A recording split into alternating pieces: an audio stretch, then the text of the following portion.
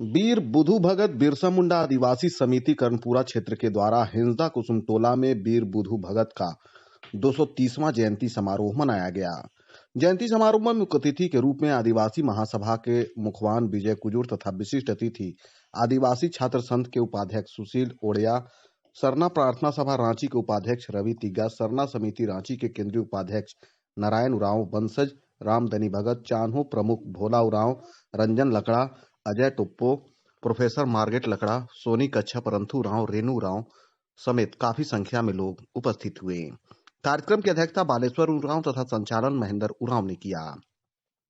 सर्वप्रथम सिरागाई से आए वंशज रामधनी भगत, प्रमुख भोला उरांव, संतोष उरांव, मंगल उरांव, परदेशी उरांव, चीता उरांव समेत कई लोगों के द्वारा वीर बुधु भगत के जन्मस्थली सिलागाई से लाए गए वीर पानी और मिट्टी से पूजा स्थल पर विधिवत पारंपरिक तरीके से पूजा अर्चना की गई।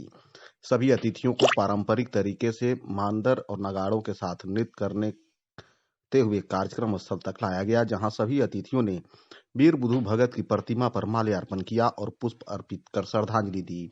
महिलाओं द्वारा स्वागत गीत प्रस्तुत किया गया। वहीं सभी अतिथियों का समिति द्वारा बुके और गमछा उड़ाकर स्वागत किया गया। मौके पर देवपाल मुंडा, गणेश पाहन, अमरलाल सतनामी, निर्मल उरांव, बहुरा मुंडा, बरतू मुंडा, बाजे उरांव, विजय उरांव, प्रदीप उरांव, रामसेल उरांव, रविंद्र उरांव, अर्जुन राम कुमार उरांव समेत काफी संख्या में लोग उपस्थित थे।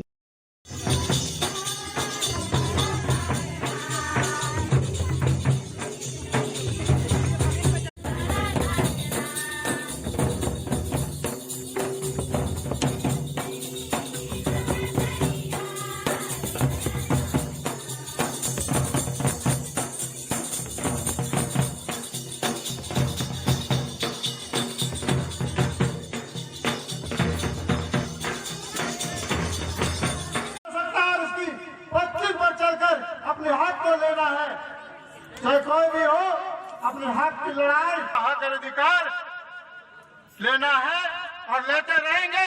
इन्हीं संकल्प के साथ मैं सभी को धन्यवाद देता हूं।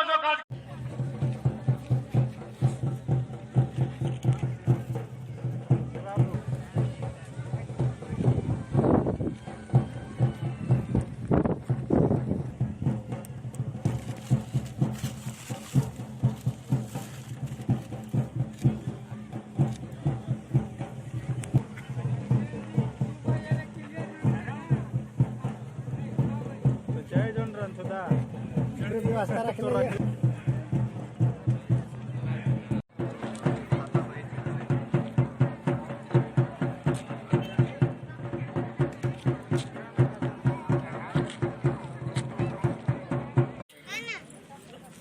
बहुरा जी से आग्रह है कि वो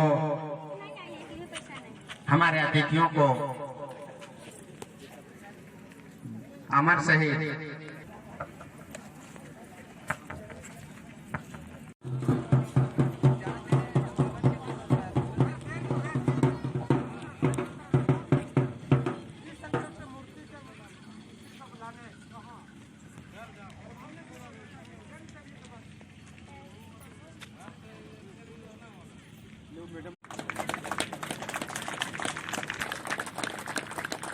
और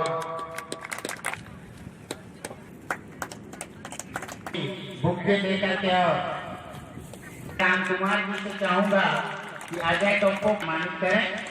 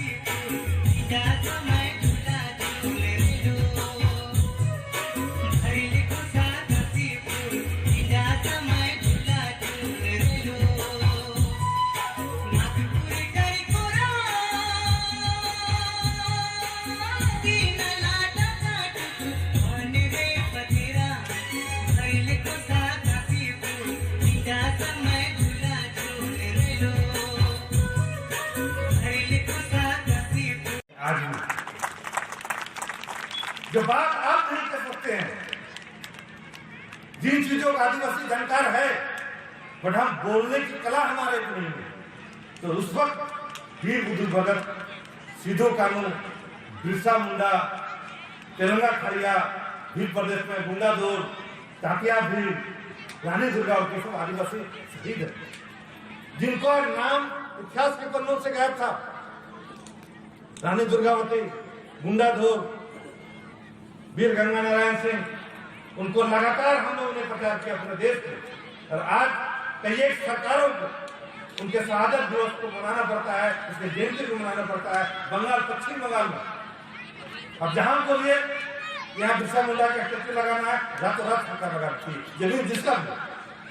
आप बोलिए वहां पर आपका सिद्धू कानू को मूर्ति लगाना, सरकार रातों रात लगाती है। तो आज ये जानकारी, ये अवेयरनेस लोगों में बढ़ी है और बढ़ रहा है,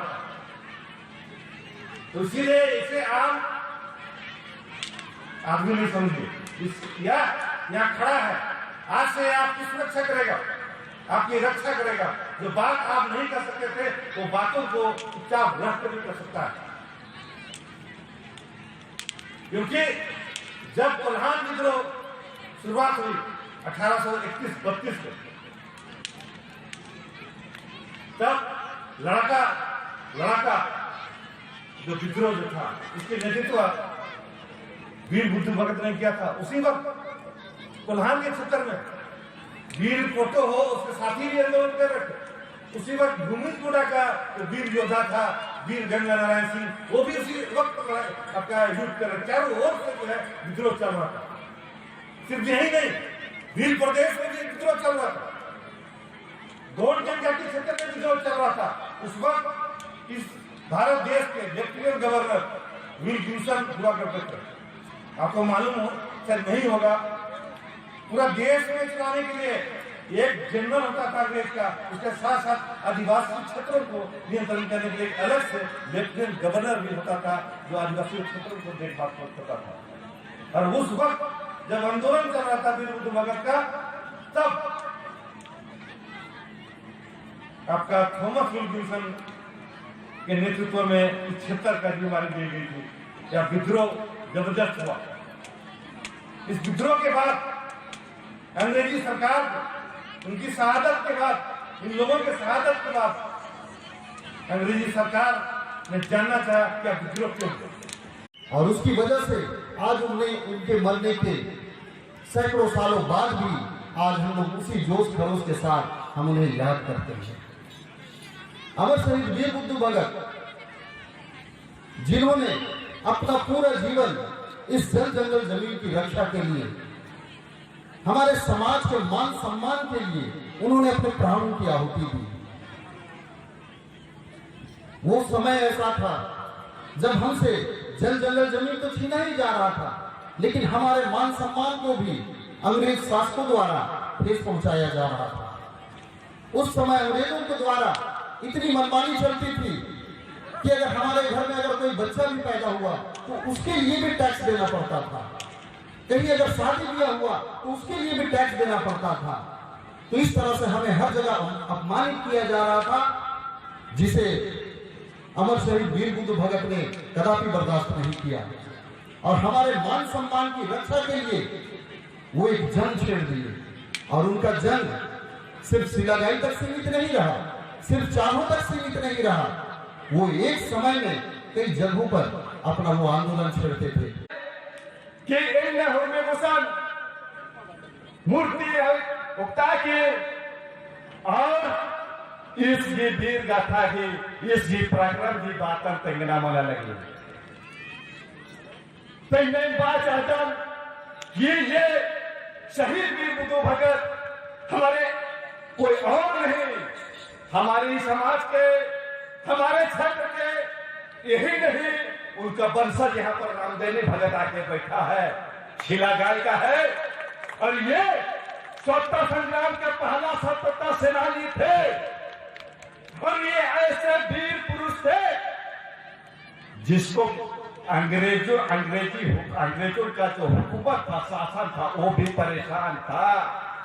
गर्व करने की बात है आज हमको कि दादा सुशील उड़िया को भी समिति की ओर से हार्दिक हार्दिक अभिनंदन करते हैं, स्वागत करते हैं। दादा रवि तिग्गा उपाध्यक्ष शरणा प्रार्थना सभा रांची, उनको भी समिति की ओर से हार्दिक हार्दिक अभिनंदन, स्वागत करते हैं। और केंद्रीय उपाध्यक्ष शरणा समिति रांची दादा नारायण उरांव को भी समिति की ओर से और कैप्टन बैंक लिंसन वो भी 10 फरवरी 1832 को टीकों में पहुंच चुके थे और इतना घनघोर युद्ध हुआ कि हमारे ग्रामीणों को बहुत जोर से किसी को हथकड़ी लगाया और किसी को आत्मसमर्पण करना पड़ा। उसी बीच सबसे हृदय विदारक जो करुणा दृश्य था वो था छोटे छोटे नंगे पुंगे बच्चे जो रोते हुए अपने मम्मी पापा को ढूंढ रहे थे, लाशों के बीच अपने मम्मी पापा को ढूंढ रहे थे। ये सबसे हृदय विदारक घटना थी। पर जो आपने शुरुआत की है, यह एक आज बहुत ही ऐतिहासिक घटना है। यह अध्याय जिसे आपने कुसुम टोला से जो शुरुआत किया है वह सिर्फ 1 या 2 दिन के लिए नहीं है, लेकिन निश्चित रूप से यह झारखंड राज्य का नेतृत्व कर रहा है और पूरे भारतवर्ष में पूरे आदिवासी समुदाय के, जहां हम सभी आदिवासी समाज होंगे, हम आदिवासी आम जनताएं होंगी, लाभान्वित होंगे और वीर बुद्धू भगत के साथ साथ जितने भी हमारे अमर शहीद हो चुके और से समाज से आते हैं जिन्होंने लाखों हजारों करोड़ों बलिदान दिए हैं हमारे देश को आजाद करने में, राज्य को आजाद करने में। इसलिए आज इस क्षेत्र में भी आप सबों को संगठित होकर जुझारू के रूप में लड़ने की आवश्यकता है। चाहे प्रबंधन की लड़ाई हो, चाहे प्रशासन की लड़ाई हो, चाहे अपनी हक और अधिकार की लड़ाई की बात हो, सभी को एक साथ आगे आकर अपने हक और अधिकार के लिए लड़ना होगा। तभी जाकर हम लोग को अपना हक और अधिकार मिलेगा।